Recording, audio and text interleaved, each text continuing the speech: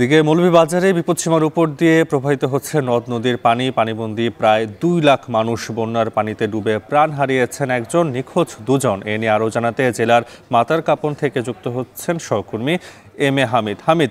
এই যে যারা নিখোঁজ হয়েছে তাদের সন্ধান পাওয়া গেছে কিনা, এছাড়া জানাবেন বন্যার সবশেষ কি পরিস্থিতি দেখতে পাচ্ছেন সেখানে।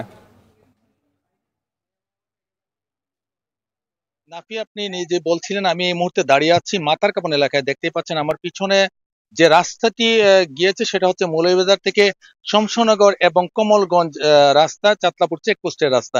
এই রাস্তাটি গতকাল রাত্রে থেকে ধলাই নদীর পানির যে ভাঙ্গন ছিল সেই ভাঙ্গন দিয়ে পানি ঢুকে আস্তে আস্তে ডুবে গিয়েছে এবং লোকজন চলাচলে খুবই সমস্যা হচ্ছে। এই রাস্তা বলা যায় যে কমলগঞ্জের সাথে এবং শমশনগরের সাথে মৌলভীবাজার জেলার যোগাযোগ বন্ধ রয়েছে। এছাড়াও মৌলভীবাজার থেকে কুলাউড়া, জুড়ি, বড়লেখা, বিয়ানীবাজার, সিলেট এবং মৌলভীবাজার থেকে শেরপুর হয়ে সিলেটের যে রাস্তাগুলো আছে সেগুলো পানির কারণে ইতিমধ্যে বন্ধ রয়েছে। আপনি যেটা বলছিলেন যে আসলে বন্যার পানিতে ভেসে গিয়ে কুলাউড়া উপজেলার বুকশিমলে একজন শিশু মারা গিয়েছে এবং দুজন লোক নিখোঁজ হয়েছে। সেটা হচ্ছে, একটি হচ্ছে মনোমুখে লাকড়ি আহরণ করতে গিয়ে একটা ছেলে পানিতে ভেসে গিয়েছে, অপরদিকে রাজনগরে মাছ ধরতে গিয়ে আরেকটি ছেলে বন্যার পানির তুরে ভেসে গিয়েছে। এখন পর্যন্ত তাদের সন্ধান পাওয়া যায়নি। আমি কথা বলেছিলাম ফায়ার সার্ভিসের সাথে, তারা বলছেন এখন পর্যন্ত যেহেতু পানির তোর খুব বেশি সে কারণে তাদের সন্ধান পাওয়া যায়নি এবং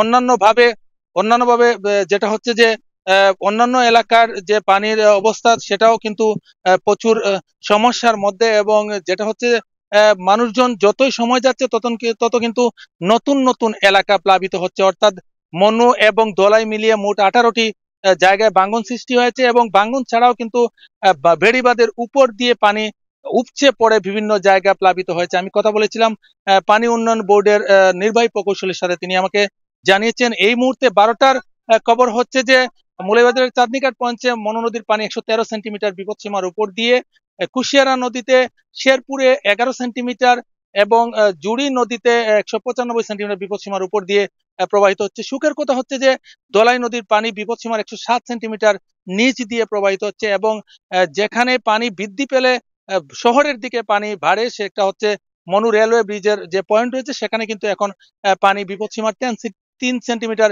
নিচ দিয়ে প্রবাহিত হচ্ছে। লোকজন খুবই সমস্যার মধ্যে আছেন এবং ইতিমধ্যে বন্যা আক্রান্ত রোগের সংখ্যা 210 জনে দাঁড়িয়েছে এবং আশ্রয় কেন্দ্রে 7145টি স্বেচ্ছাসেবক রয়েছেন এবং ত্রাণ সামগ্রী যদিও প্রশাসনের পক্ষ থেকে দেওয়া হচ্ছে কিন্তু সেটা অপ্রতুল।